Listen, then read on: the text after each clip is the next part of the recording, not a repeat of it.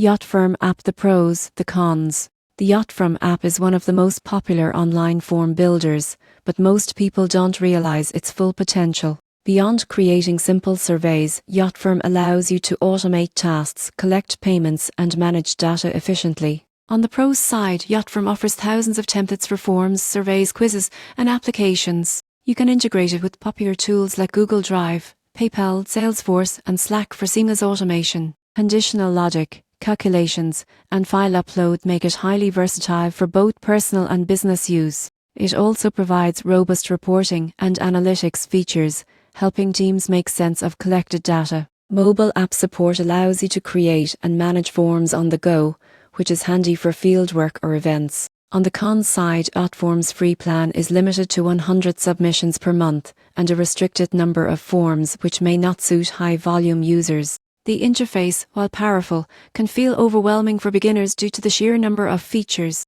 Advanced features like HIPAA compliance require paid plans. In conclusion, the JotForm app is perfect for businesses, educators, and event organizers looking for a versatile form and survey solution.